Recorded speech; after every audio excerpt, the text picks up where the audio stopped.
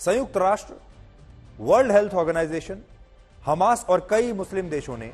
Israel पर Gaza के सबसे बड़े अल शिफा अस्पताल को निशाना बनाकर उस पर हवा और जमीन के रास्ते हमला करने का आरोप लगाया है और कहा है कि इजराइल ने गाजा के इस अस्पताल को ईंधन, बिजली, पानी और खाने की सप्लाई बंद कर दी है, जिसकी वजह से अब इस अस्पताल की सारी सेवाएं ठप पड़ गई हैं और इससे अस्पताल में भर्ती मरीजों की जान अब खतरे में है और कई मरीज तो मर भी चुके हैं।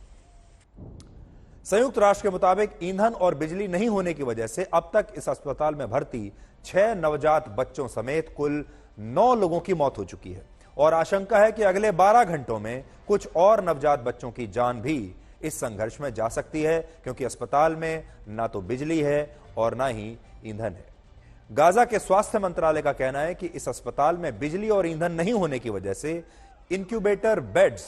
अब काम नहीं कर रहे, जिससे इन नवजात बच्चों की जान बचाना बहुत मुश्किल हो गया है और अब इन बच्चों की मौत के लिए इजराइल की सेना को जिम्मेदार बताया जा रहा है। हमास के आतंकवादियों ने इजराइल की सेना को क्रूर बताते हुए कहा है कि इजराइल खुलेआम नवजात बच्चों की हत्या कर रहा है और दुनिया इन बच्चों को बचाने के लिए कुछ नहीं कर पा रही। और हमास के बयान पर मुस्लिम देशों ने भी उसका पूरा समर्थन किया है और इजराइल को धमकी दी है कि अगर उसने इस अस्पताल को ईंधन और बिजली की आपूर्ति बहाल नहीं की तो इजराइल को इसकी एक बहुत बड़ी कीमत चुकानी पड़ेगी। यानी ये जो अस्पताल है ये एक नया टर्निंग पॉइंट साबित हो रहा है। बड़ी बात यह है कि हमास अभी जो कुछ बता रहा है दुनिया उस पर आंख बंद करके यकीन कर रही है और इजराइल पर युद्ध अपराध के गंभीर आरोप लगा रही है और इजराइल के पक्ष की इस समय भी कोई बात नहीं कर रहा।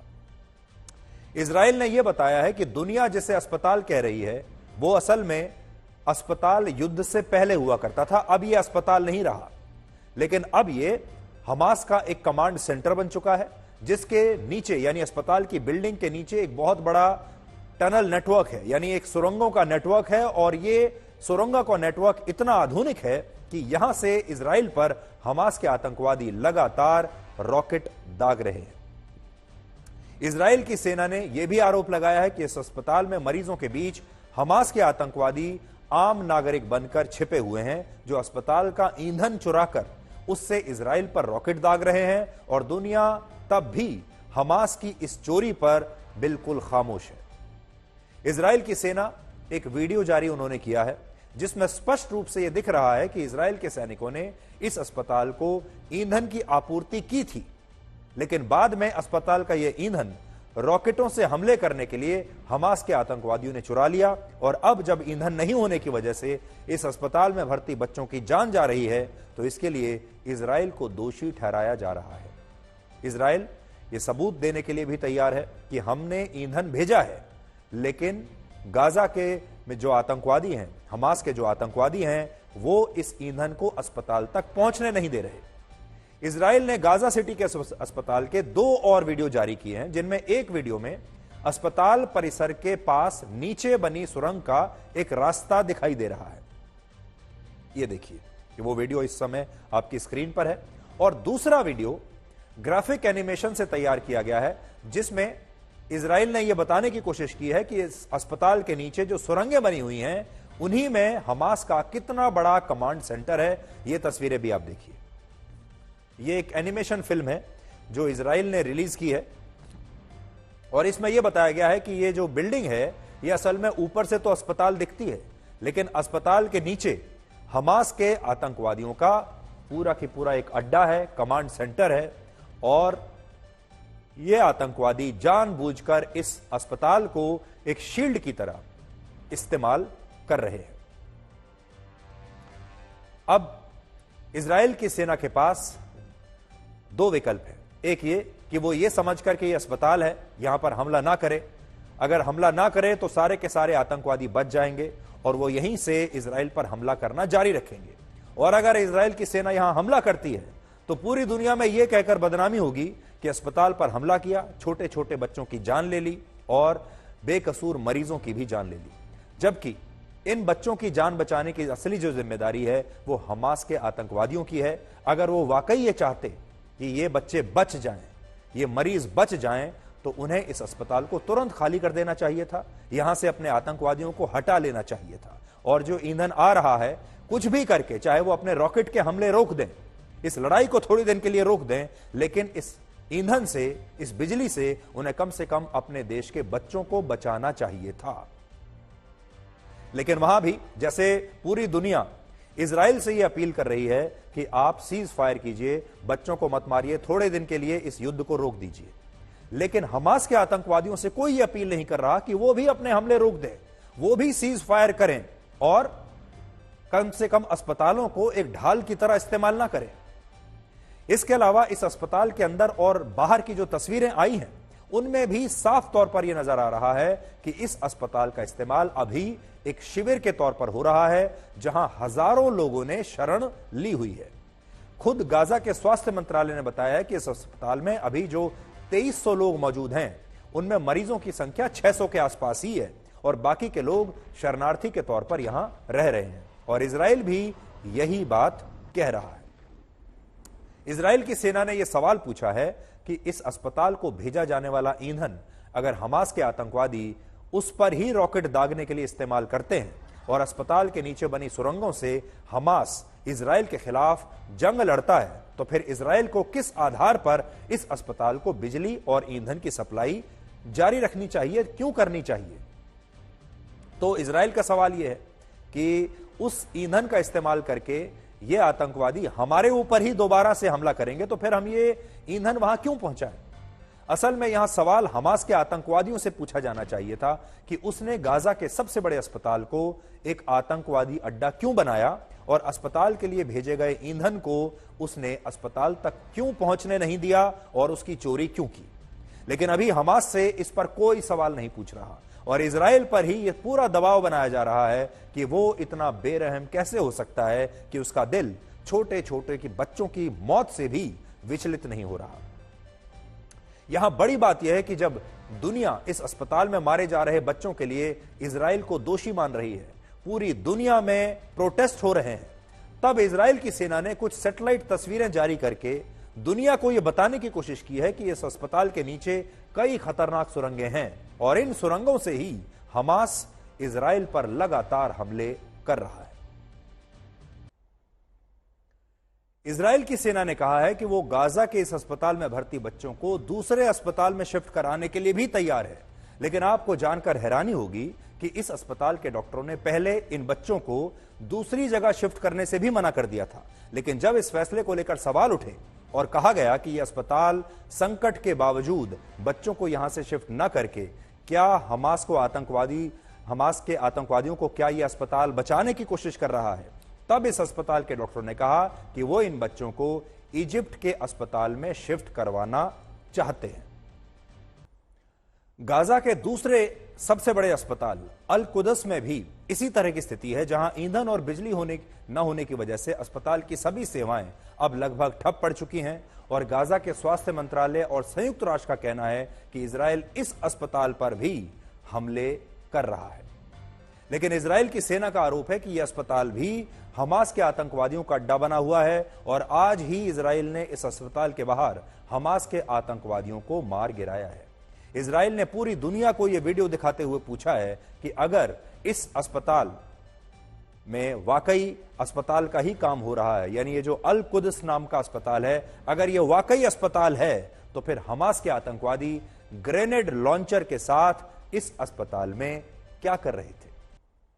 हमास के आतंकवादी गाजा में इजराइल के खिलाफ जिहाद के लिए अस्पतालों, स्कूलों और मस्जिदों का खुलकर इस्तेमाल कर रहे हैं, क्योंकि हमास के आतंकवादी ये बात अच्छी तरह से जानते हैं कि जब इजराइल की सेना पलटवार करेगी और इन अस्पतालों पर, मस्जिदों पर और स्कूलों पर हमले करेगी, इन्हें अपना निशाना बनाएगी, तो दुनिया में इजराइल के खिलाफ एक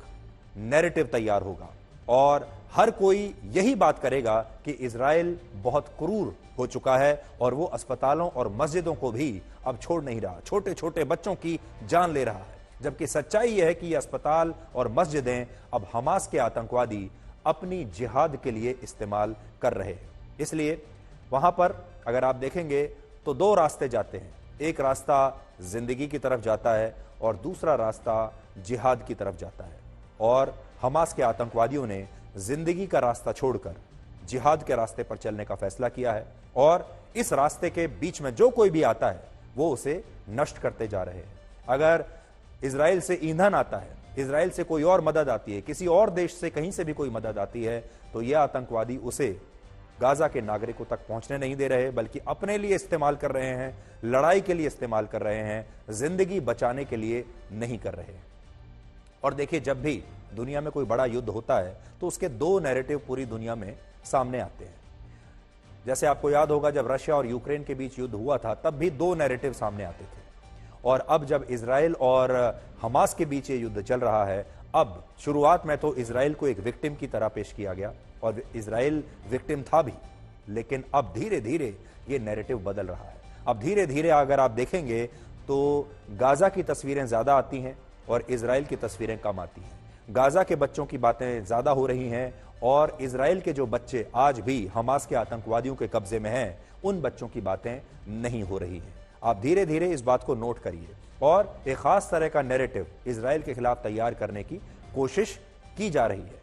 आज हम ये नहीं कह रहे कि गाजा में जो कुछ हो रहा है वो बिल्कुल सही हो रहा है। हम भी इन हमलों के पक्ष में नहीं हैं। हम भी यही चाहते हैं कि बच्चे चाहे कहीं के भी हो, चाहे वो गाजा के हों, चाहे वो इजराइल के हों, बच्चे तो बच्चे ही होते हैं और बच्चे रोते हुए अच्छे नहीं लगते। बच्चों की जान किसी भी कीमत पर नहीं जानी चाहिए, लेकिन यह जिम्मेदारी इजराइल की भी है और यह जिम्मेदारी हमास की भी होनी चाहिए कि वो दोनों तरफ के बच्चों को बचाने की कोशिश जरूर करें।